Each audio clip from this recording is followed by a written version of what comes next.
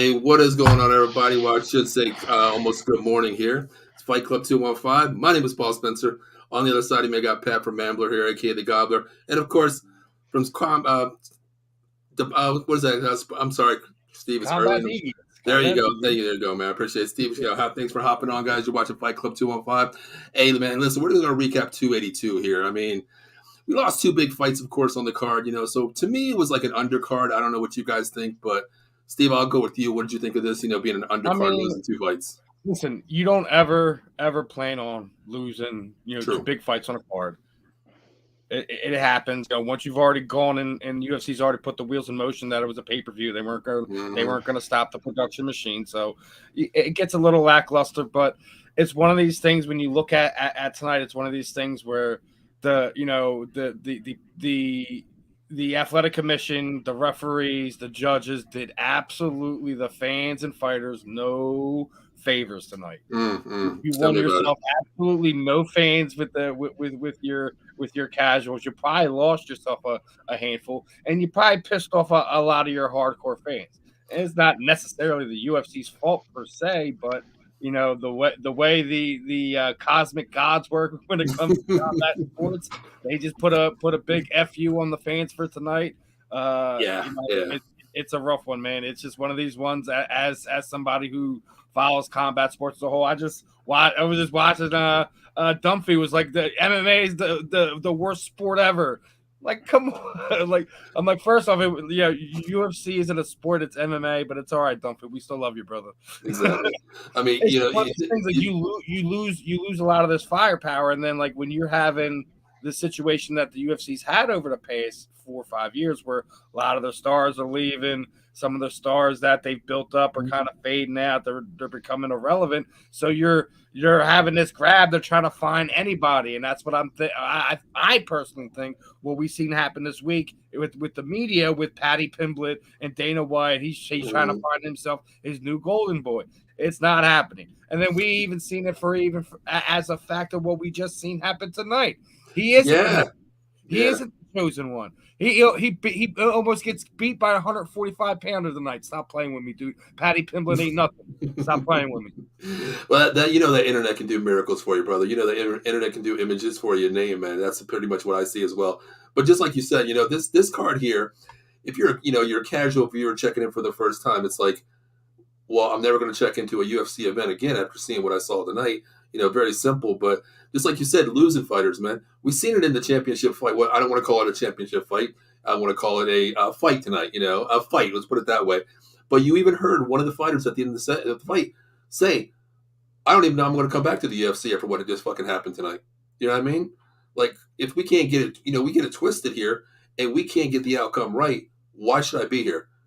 We'll get into that fight as well, but Steve, what fight caught your eye? We won't go to the two undercard. I want to say it was literally from the gate. I mean, I guess you could say from the media push, it had to be Paddy and Jared Gordon, man. Just from the outside looking in, just because of, and it's not even necessarily Paddy going on Dana's show, just like some of the clips that came out of that Ariel Helwani fires back and things of that nature. Paddy Pimblett demanding to be paid to be interviewed by Ariel Helwani moving forward.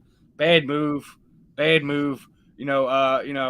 May not really care for Ariel how he goes about things, but he is the best in the business for a reason.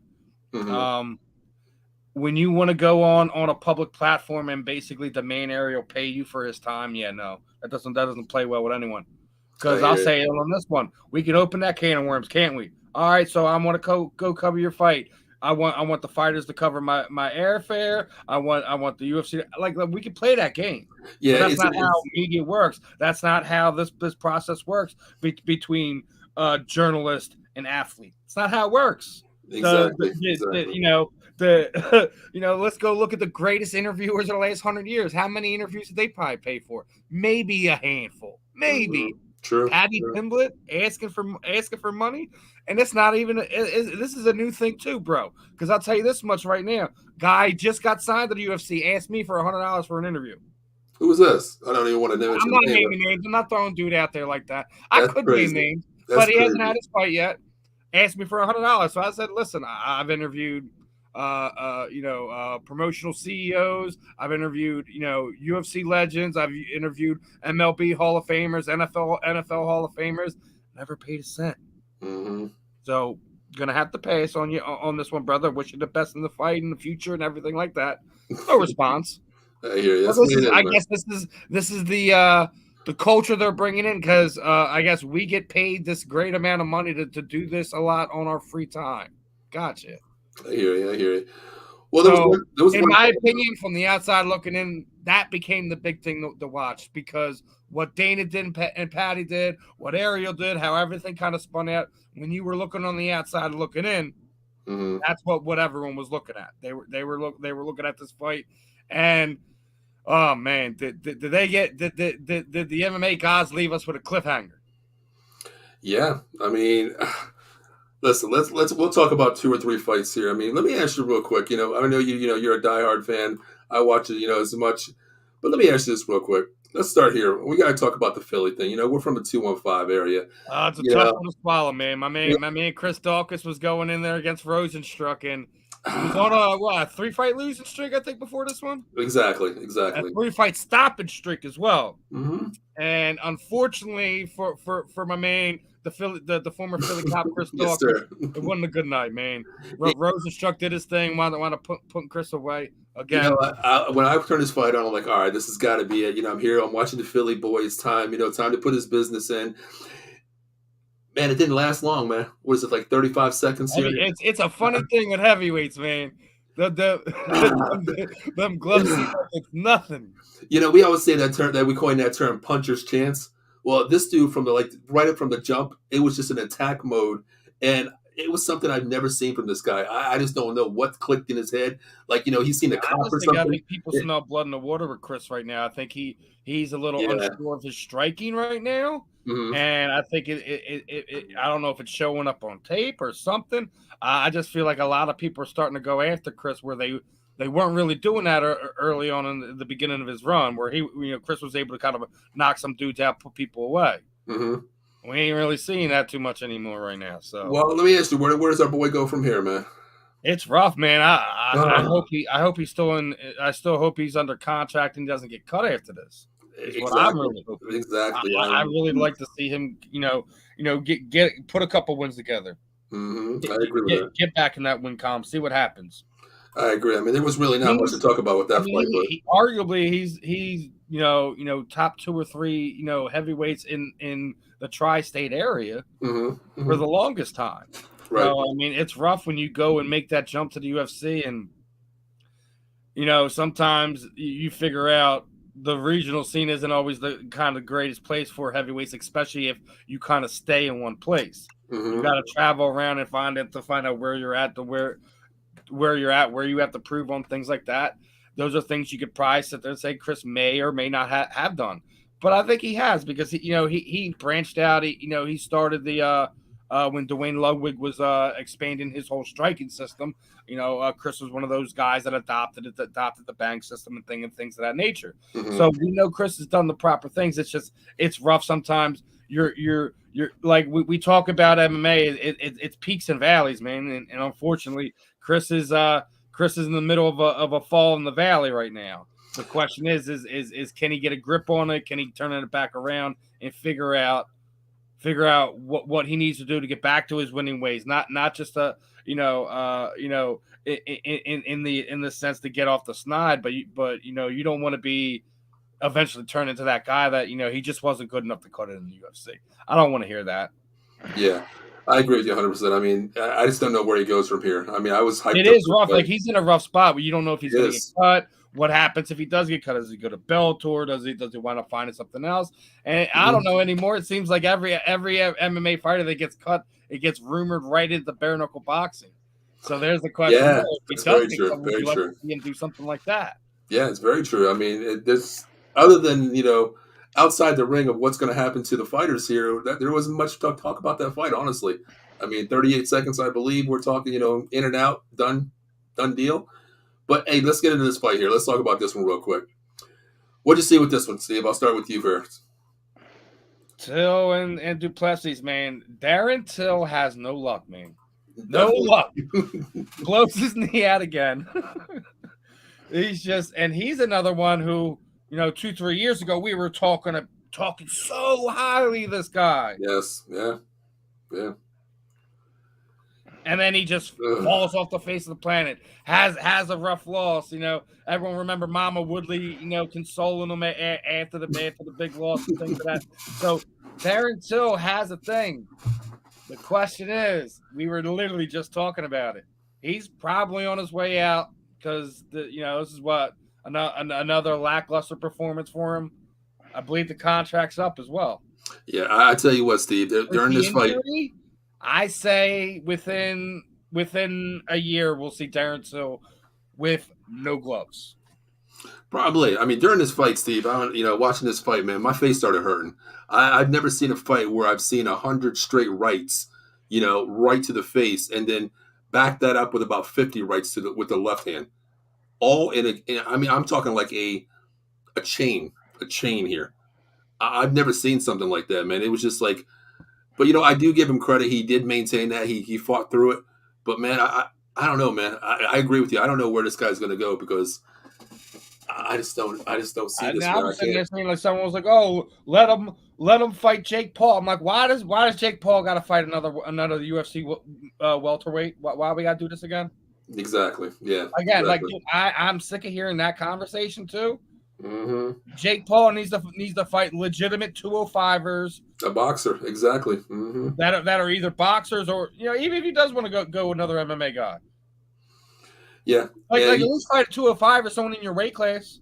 Exactly. I agree with that one. You're picking on smaller dudes, and you're thinking I'm impressed by that. You beat up a 49-year-old Anderson Silva. Granted, he's a striker, but he's 49 years old.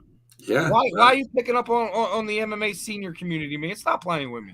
That's just like me. I'm going to be the next bout for him. Hell, I'm 51 years old. I might just get in the ring with him. Then his thing will be like, well, he outweighs me. I'm like, all right, brother. Well, I'm 51 years old here. Like, come on. That's what he's basically fighting. I would like to see him fight a stand-up boxer. A legitimate boxer that's going to take you in the ring and go to his world for a while.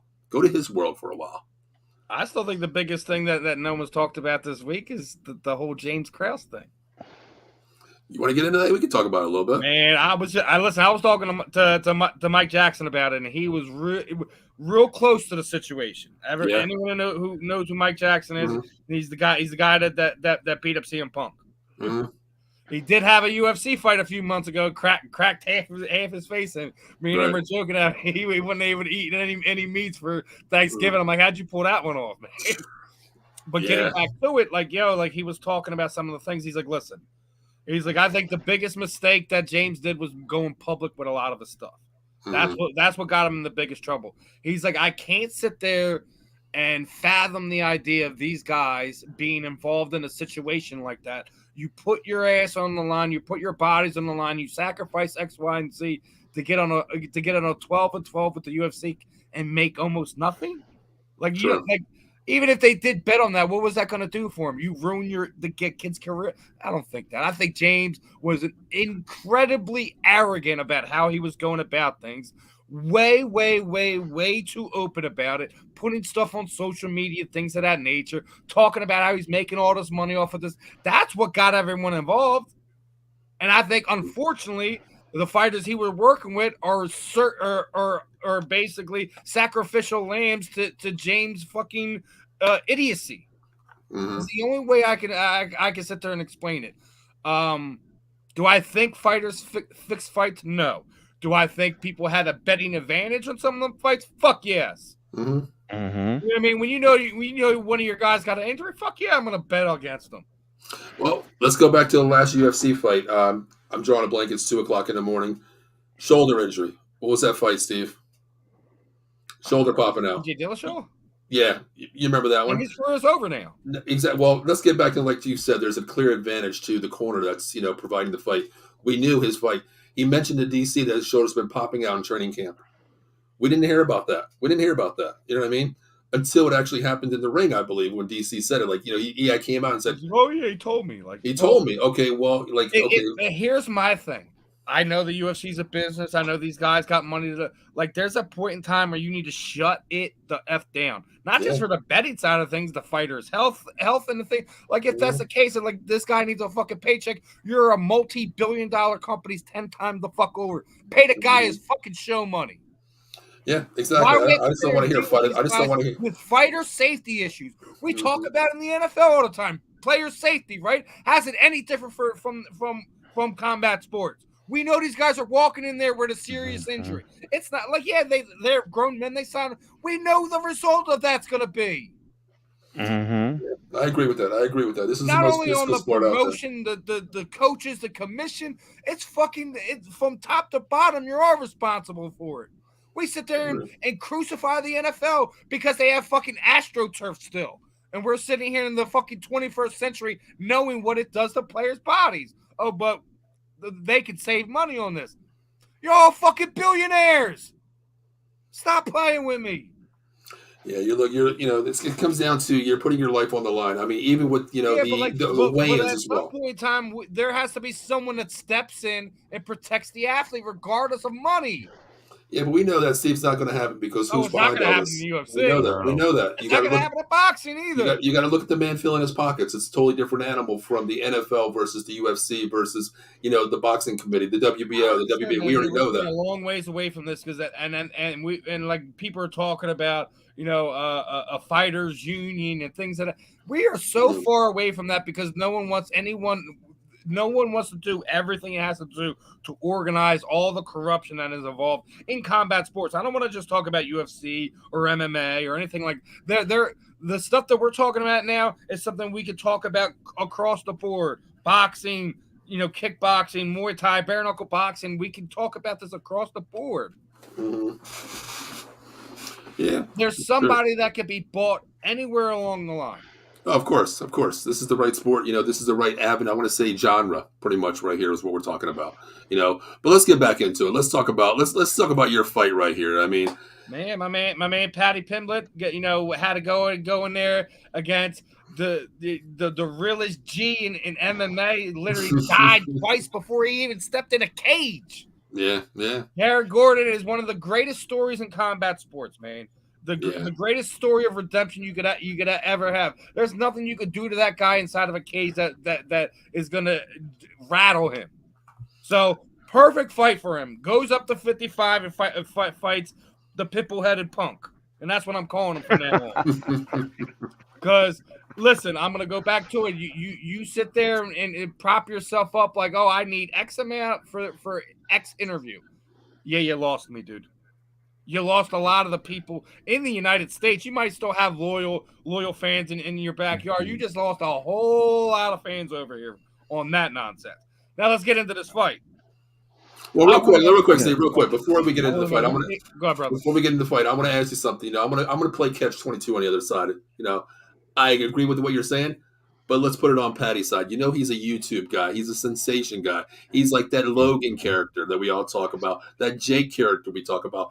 Does this come from the social media side saying, hey, I have millions and millions of viewers, so I demand to be paid if you want to interview me? Do you see that point? Do you see what I'm saying, though? Fuck him. Listen. Unless you're a corporate conglomerate, none of us guys that sit here and do it the way we do it are going to fork out nothing. I don't care. No, I got a bag of stale peanuts right there. You want to start talking about money, then we're talking about other things outside of the interview. Exactly. That's when we're talking about that, because that's if you're taking money, then we're doing something else. You're signing something for all my on-air talent. You're signing something for one of my listeners. You're gonna do a pro. Oh, then that's not what we're doing. Okay, all right then.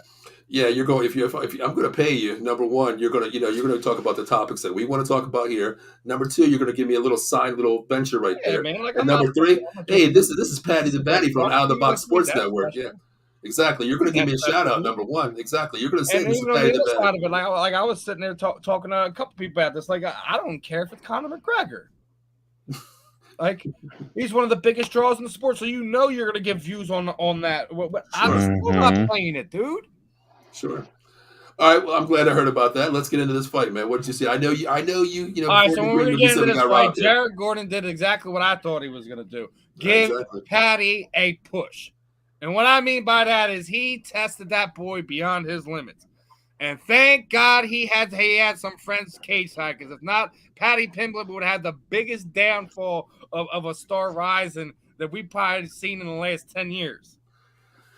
So you're First saying of all, you're saying you're he didn't going win the in there fight? against a 45er and you get by some judges. Not even on your talent, not even you got lucky for a late stoppage. You had some judges giving you some points where you didn't deserve it, and you wind up stealing some money. And then you hear something about fight of the night. Fight of the night, you barely survived against a 145-pound fighter, and we're talking about fight of the night. Stop this nonsense.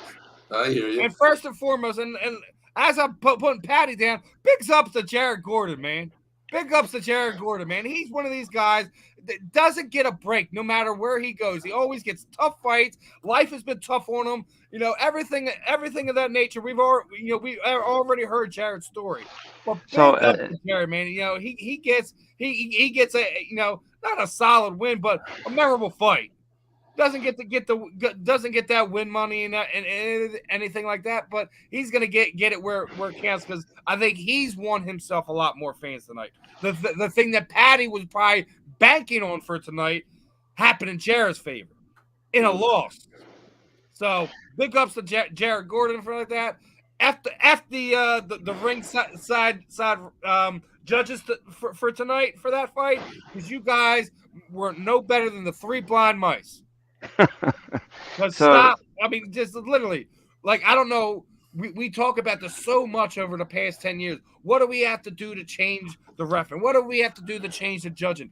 Listen, what it's going to take is going to take these athletic commissions to get involved with these guys who are retiring. You don't necessarily have to be, the Matt Hughes of the world, the Spencer Fishers of the world, these old legends who used to fight. Not everybody's like a guy like Chris Lieben, who wants to give back to the sport, who wants to make sure that who wants to judge, who wants to referee, who wants to make sure these guys are spilling their blood, sweat, and tears in the gym, on the mats, and on inside the cage, that they're getting everything that they want. What it's going to take is going to take educated fans to go and reach out to their athletic commissions, to go and sign up to be a judge, to be a referee, to do those things. That's what it's going to take. So to stop getting Grandpa Jane and Jack out there that has no business being sitting there ringside, get no business getting paid to judge any fight. Yes, on top of that, these guys get paid for this. True. They get paid to ruin millions of dollars for everyone else, fighters and fans alike. So let me ask you. For me, let me ask you the question as a casual UFC fan. To you guys, so honestly, you guys are Steve. When I'm hearing from you, you feel like that Pimblett kind of rob this fight here according to referees. But where does it line him up as in the lightweight division? Does this give him a title shot? Where does this line him up as far as a contention? Does he move up in the rank? Obviously, he's going to move up in the rank. He gets a guy, like, knowing how the UFC pushes things, he'll probably get a guy either just in or just outside of the top 10. So he won't go. They won't push him for a championship. They're going to push Patty as hard as they can, dude. They're going to push him as fast as they can to the top, because the one thing that Dana White just seen tonight is he got more money in his pocket because this name is pushing to where they want him to go, and that's to the top. Is it because he's from England and he gets all the accolades from both sides, from here and the pond? Is that why? Because he's become such a big name draw. You're going to continue to see him in style fights that play to his advantage until he can't. Then it's up to him. To me, it's just the inner sensation. I mean, look at Dana White. He looks at those things. He wants that money. The more viewers, the more people are going to check in, the more money goes in his pocket, less to the fighters. And Paul, to agree with you, and I hate to bring this up, but I got to go back to square one on this, is, the minute Brock Lesnar became an MMA fighter, they brought him from, I don't always remember, he only had like 2 fights. All right, I'm going to stop that right there. Breaks. Brock Lesnar got brought in because there was no one to sell in the heavyweight division. That's what I'm saying. He Like, automatically got I bumped up. get that. Like that's a totally different situation. Brock had huge star power before he even got here. Mhm. Right. Was a class, a D1 All American wrestler for pretty much for his entire time in Minnesota. Mhm. Mm-hmm. Two-time All-American, two-time college And if champion. it wasn't for the fact that he had diverticulitis, I think we would have seen Brock go on a freaking tear for some time. Yeah. Whoa, that is a hot take. Everyone forgets about the fact that the dude lost 1.5 foot intestine and still wound up fighting Cain Velasquez. Mhm. I'd have got knocked out too. I'd have been like, yo, punch me twice. I'm done. Give me my money. Yeah. But, I mean, like, when you really look at it, like, Brock got brought in because he helped usher in an era in that heavyweight division that found you a guy like Francis Ngannou. Right. Right. Yeah. Like, Yeah. that bringing in a guy like him, like, the whole hope was the Fedor thing. Everyone wanted that. We wanted that so bad. Never got it. Never True. got it. Very true. Hell, That's a man, whole- before that fight, we thought whoever was going to win that fight between Brock and Randy was going to wind up fighting Fedor. So, Paul, let me ask you a question. So, is it okay? I come in the UFC. I have a couple fights, but because I have a little bit of a star power, I can become the cream of the crop just because I have a following. And like you said, you've been battling, you've been fighting for years. Whoa! He's gonna cut in line in front of me. He's gonna come in front of me. I should be the next in line. Well, listen, I'm coming in. I'm this Hollywood sensation. Whatever. Listen, you know what I mean? Dana Is UFC that has how those it works? cases, right? We know this. Mhm. This is a proven point. To the point of that is, tell me why Nate Diaz never had a title fight. Because listen, the only way I know Nate Diaz is because he had a couple scraps with Conor McGregor. I mean, that really. Nate, right, first off, when Nate came in, he won the Ultimate Fighter, Mhm. Right. right? They were setting him up for that, but then for whatever reason, they just kept giving these guys that wanted to wrestle fuck. Mm-hmm. I don't know what Joe Silva was thinking at the time. He was the matchmaker, but like some of the things that just didn't make sense. Like if you would have built Nick up as you already had Nate sitting there waiting because he was building himself up at 170 pounds, at 180 pounds. Mm-hmm. So it's one of these things where you have to ask yourself like how they go about it. They have their own model, their own way to go about things. Like, there's things that, we're not privy to, regardless if, you're upper tier media or if you're just a regular everyday Joe fan. So it's rough. We don't always get what we want. They don't always get what they want. True. And we wind up with the stuff in the middle like this where you don't know what's going to happen.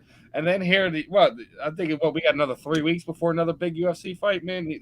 UFC needs to do something to start bringing more attention to it star-wise. Mm-hmm. Because something they used to be really good at, building stars, they're not so good at it anymore. No, you're right.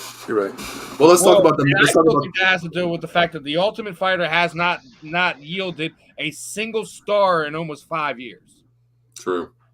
The last time they had a star come out of that was when they basically bought Invicta's entire flyweight and strawweight division, and they had that to set up the women's divisions.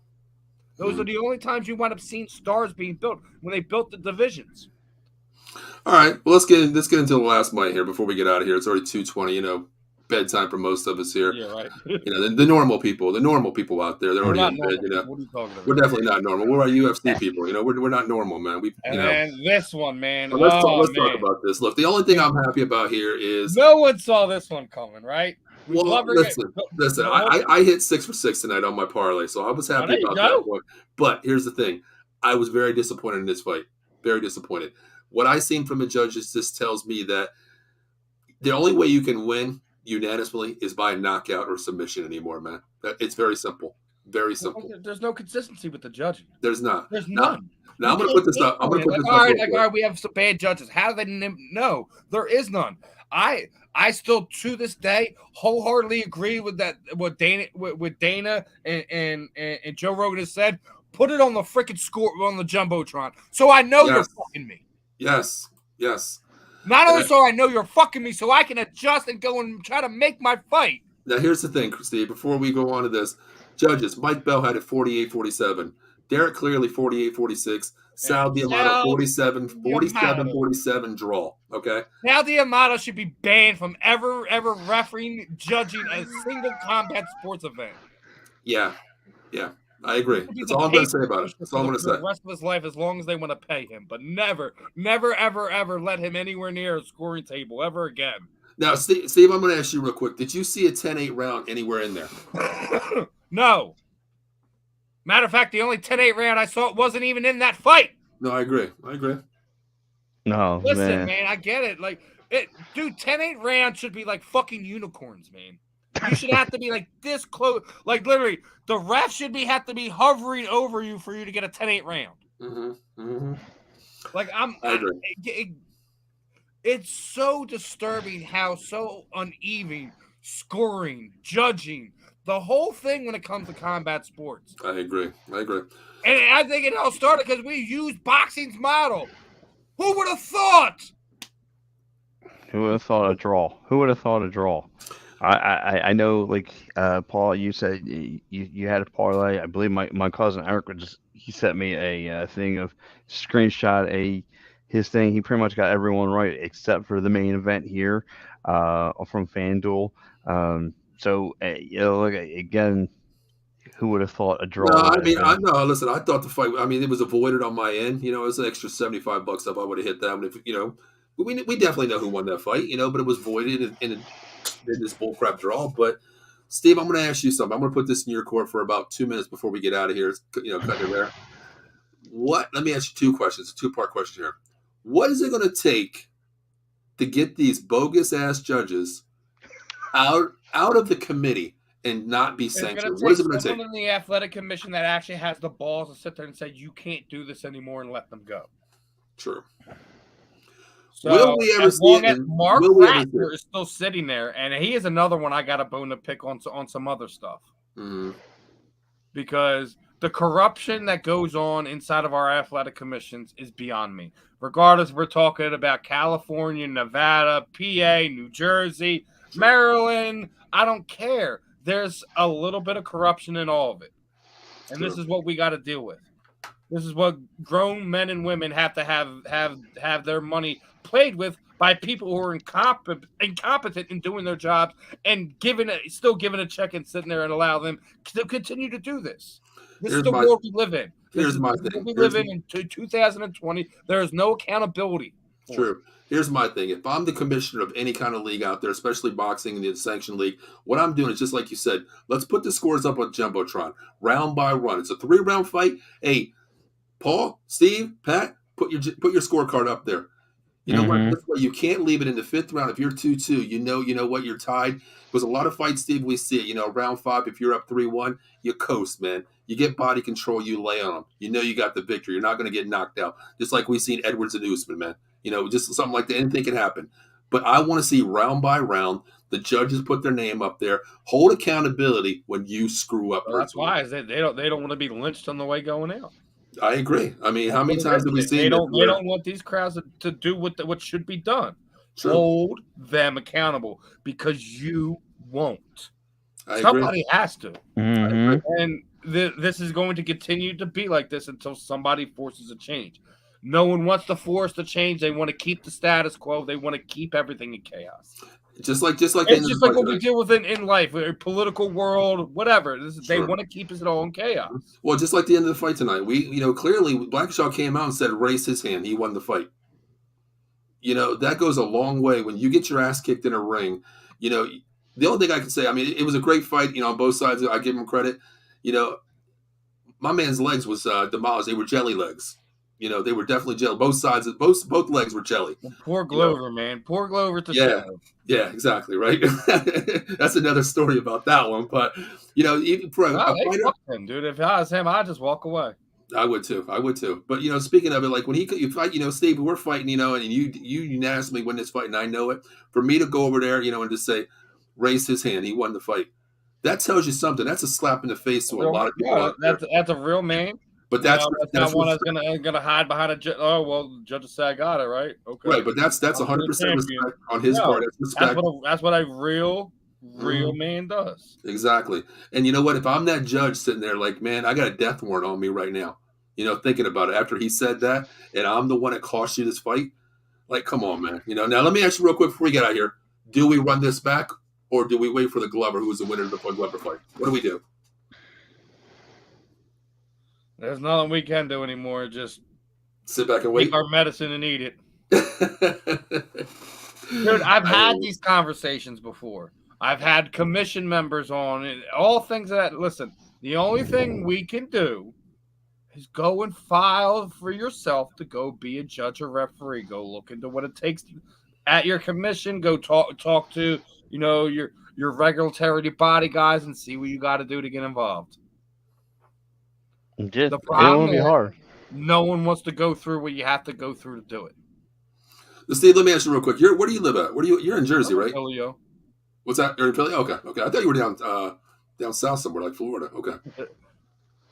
All right, cool. All right. Yeah, because my buddy Trayshawn Wiggins, he's a 10th ranked welterweight boxer. He's actually going to be flying down. He's in training in New York right now. He'll be down in Miami in February for a fight. Yeah, he hasn't put it out there. He knows who he's fighting, but he don't want it out there yet because the other guy's trying to back out of it. So we'll see about that coming up. But hey, listen, guys. Hey, Steve, where can my people check you out at, brother? Yeah, man. You follow me, on Twitter. It's at Steve Sports Talk 1. Obviously, I'm on Instagram. I'm on Facebook. You just type the name in, you can find me. If you want to check my tomfoolery every Friday nights, I'm on Combat TV. It's on the Belly Up Network. Working on some other programming as well. We got some stuff going on for our card collecting hobby guys. Keep an eye out. I got some fun stuff coming. I just admire Steve's room. I just admire the jerseys in the back. I can't stand that room, honestly, man. Which one?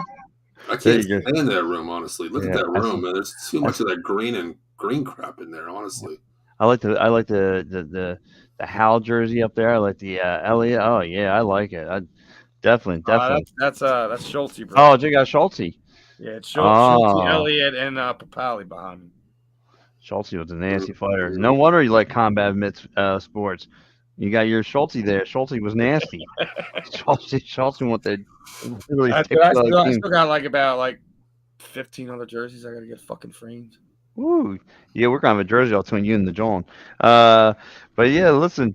Look, man. Steve, I'm glad you took the time to hop on with us. Yeah, I had a few minutes. I still gotta go get some green, go smoke, go relax. Yeah, I gotta go. I gotta go sit there. I got another show to do in the morning. So, well, yeah, you talking to Miss Anelli, or was that yesterday? No, I got Miss Anelli coming on this morning at 9 a.m. Cool. So. All right, guys, we're gonna get out of here before he's gonna be full of coffee tomorrow, guys. Yeah. All right, guys, before we get out of here, real quick, take a look at our shows and sponsors. We'll be back in 1 minute to say our goodbyes.